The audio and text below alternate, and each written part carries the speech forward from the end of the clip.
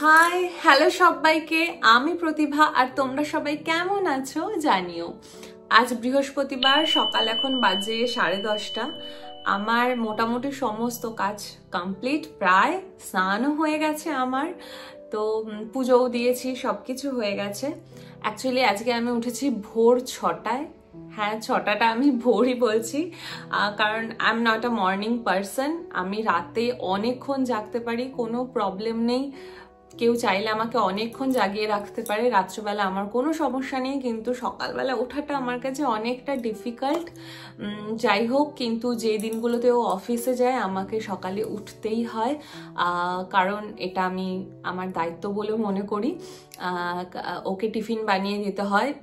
দুপুরে শিফট থাকলে তো কোনো সমস্যা নেই, ও খেয়ে দিয়ে ভালোভাবে যায়, বাট ম্যাক্সিমাম জেনারেল শিফটই থাকে। তো জেনারেল শিফটে থাকলে ওকে টিফিন বানিয়ে দেওয়াটা তো দরকার, কারণ বেচারা সারাদিন থাকে, অনেকটা টাইম থাকে জেনারেল শিফটে, তো সেখানে অন্তত একটা মিল তো ওর দরকারই।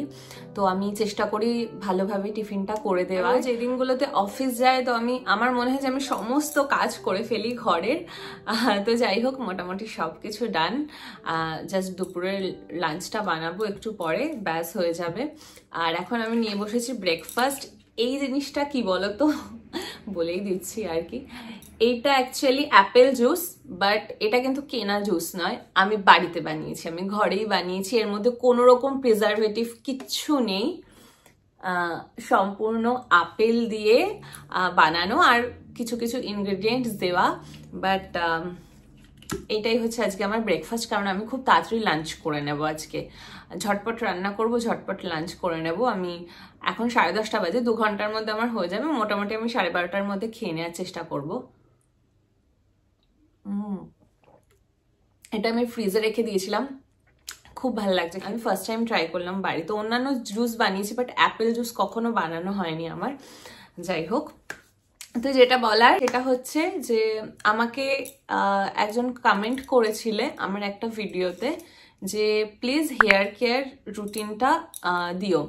আর অনেকে শর্টসেও অনেকবার মেনশন করেছো hair care, daily skin care, but শর্টসের কমেন্টসগুলো সামহাও অনেকটা পেছনে চলে গেছে, তো আমি সেগুলোকে দেখতে পারিনি। ভিডিওর কমেন্টসগুলো পাওয়াটা অনেকটা ইজি, আর হয়তো তোমরা বুঝতেই পারবে সেটা।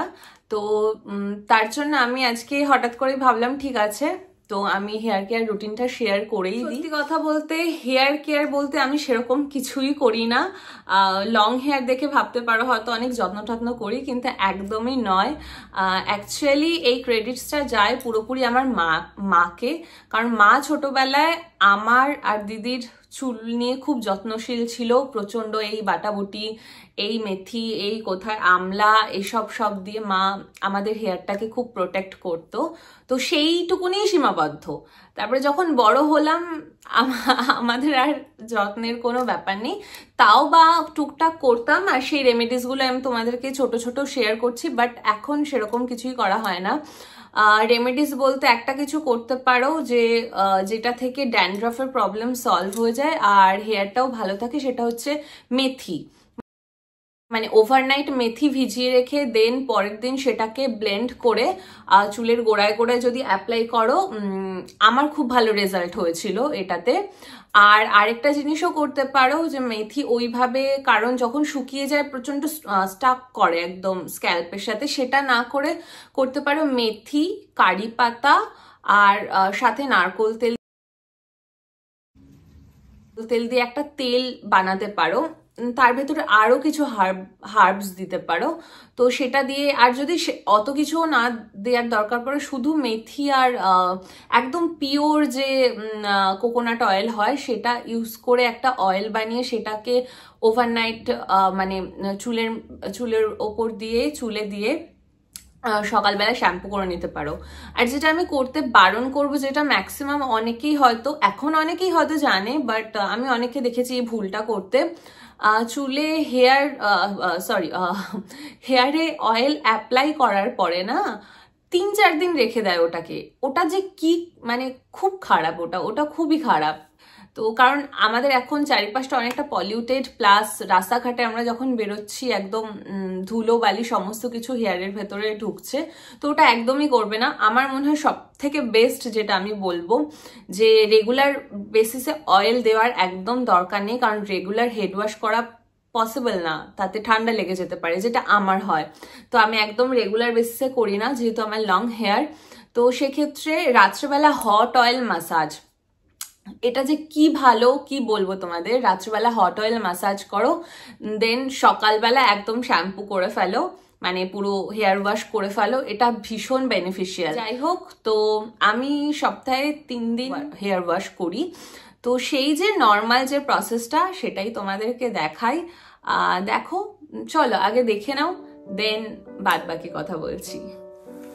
প্রথমেই আমি নর্মাল হেড ওয়াশ করে নিচ্ছি, যেমনটা করে আর কি, তবে লুকওয়ার্ম ওয়াটার হলে কিন্তু বেশি ভালো হয়। আমার যেহেতু লং হেয়ার, তাই আমি সবসময় এরকম চুলটা উল্টে নিয়ে শ্যাম্পু করি, আর এটাই কিন্তু হেড ওয়াশের বেস্ট টেকনিক। আমি লরিয়ালের এভিটালের এই রেঞ্জের শ্যাম্পু আর কন্ডিশনার ইউজ করতাম, তবে মাত্র কয়েকদিন হলো আমি এই রেঞ্জটাতে শিফট করেছি। বিশেষ করে এর কন্ডিশনারটা এত ভালো যে আমি ফুল রেকমেন্ড করব। আর তোমরা চাইলে ইউটিউবে নানা রকম রেকমেন্ডেশনাল ভিডিও দেখে নিতে পারো। সম্পূর্ণ ভালোভাবে ক্লিন করার পরে ভেজা চুলেই আমি ইউজ করব ট্রেসেমের এই হেয়ার প্যাকটা। আমি last 2 years on and of এই মাস্কটা ইউজ করছি। আমার হেয়ারে খুব ভালোভাবে অ্যাবজর্ব হয়, একটু স্টিকি লাগে না।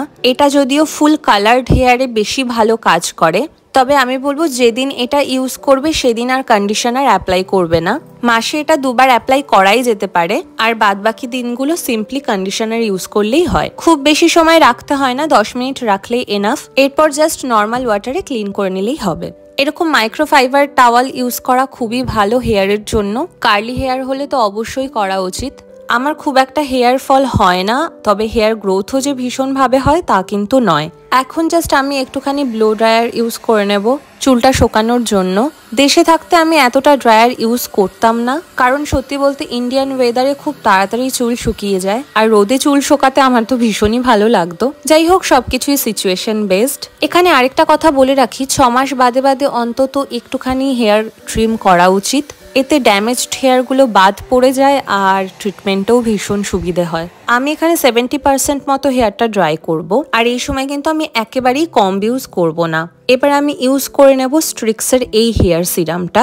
আরো অনেক ভালো ভালো ব্র্যান্ড আছে, লাইক লরিয়াল আর বায়োলাজ তো একেবারে ওজি। এই সমস্ত ব্র্যান্ডের সিরামই কিন্তু ভীষণই ভালো। এছাড়াও একটু হাই এন্ড ব্র্যান্ডের দিকে গেলে কেরাস্তেস আছে, যেই ব্র্যান্ডটা আমার ভীষণই ভালো লাগছে রিসেন্ট। আমি ঠিক যেইভাবে করছি, মানে হাতে ভালো করে স্প্রেড করে নিয়ে এরকম আলতো আলতো ভাবে হেয়ারে অ্যাপ্লাই করতে হবে। ওই তেল লাগানোর মতো সপাটে হেয়ার সিরাম অ্যাপ্লাই করা কিন্তু একেবারেই উচিত না। এভাবে চুলের গোড়ার দিকেও কিন্তু হালকা হালকা করে অ্যাপ্লাই করতে হয়। আমার তো ওয়েভি হেয়ার, তবে কার্লি হেয়ার হলে কিন্তু একদম ডাউন টুয়ার্ডস টু আপওয়ার্ডস একদম হাতের তালুর ভেতরে নিয়ে চুলগুলো বাউন্স করে করে অ্যাপ্লাই করতে হয়। আমি জানি না কতটা বোঝাতে পারলাম আমি বিষয়টা।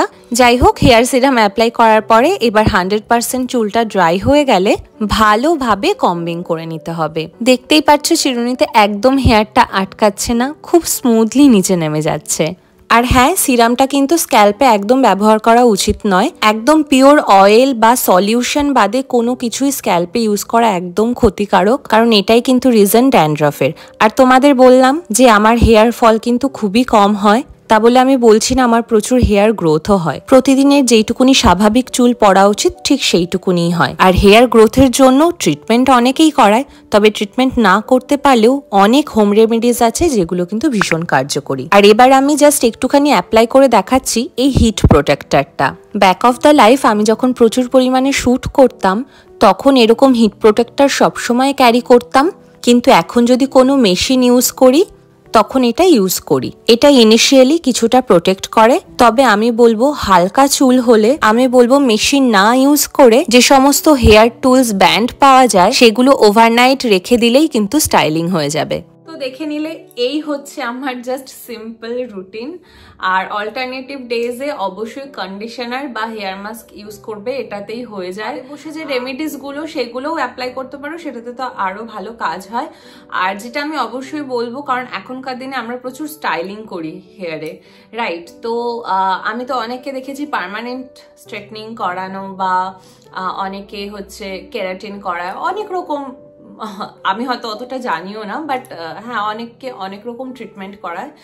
তো আমি যেটা বলবো যে তোমরা যদি বাড়িতে কোনো মেশিন ইউজ করো, মানে হেয়ার স্ট্রেটনার অর কার্লার, টং, সরি কার্লার আর টং তো একই হয়, বা ক্রিম্পার, তো এই সমস্ত মেশিনগুলো যদি ইউজ করো তাহলে আমি বলবো অবশ্যই হিট প্রোটেক্টর ইউজ করতে। কারণ তোমার হয়তো মনে হচ্ছে, বা এখন অনেকগুলো মেশিন না দাবিও করে যে না তাদের মধ্যে কোনো হিট ওরকম ব্যাপার থাকে না, অত ড্যামেজ করে না, বাট তাও আমি বলবো একটা হিট প্রোটেক্টর অবশ্যই কিনে নাও।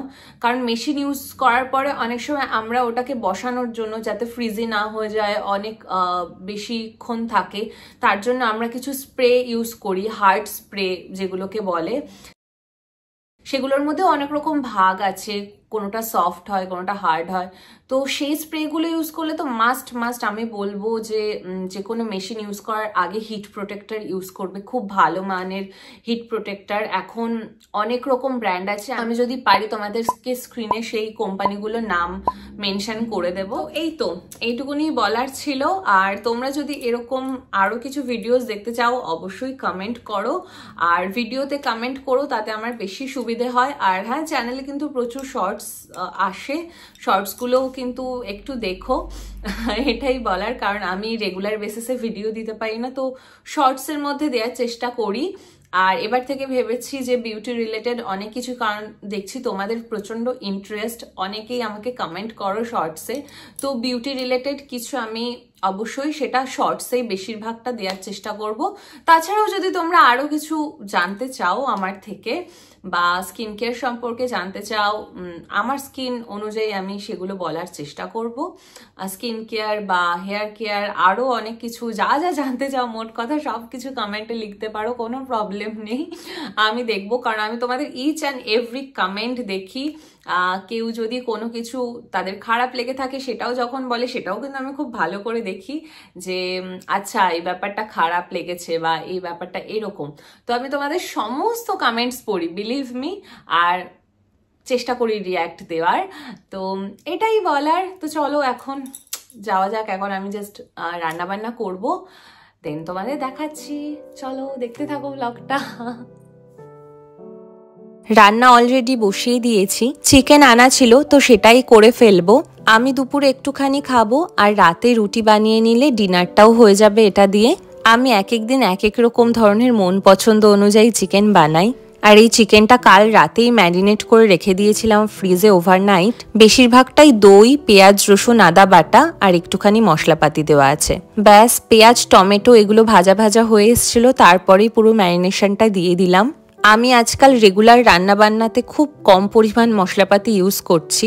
আজ হঠাৎ মাংস রান্না করতে করতে হঠাৎ খেয়াল হলো যে এটার ভেতরে সর্ষে, পোস্ত আর ধনেপাতার যদি একটা পেস্ট দিই, দেখা যাক কেমন টেস্ট হয়। অ্যাকচুয়ালি এই আইডিয়াটা হঠাৎই এলো, ভাবলাম যে রাতে রুটি দিয়ে খাবো, আর অনেকদিন ফ্রিজে ধনেপাতা পড়েছিল, তো সেগুলোকে নষ্ট করব না। আর সকালে উঠে তো ওর জন্য টিফিন বানিয়ে দিয়েছিলাম। আজ ওকে বানিয়ে দিয়েছিলাম এগ চিকেন রাইস, নানা রকম সবজি দিয়ে মিক্সড ফ্রাইড রাইসের মতো কিছুটা খেতে হয়েছিল।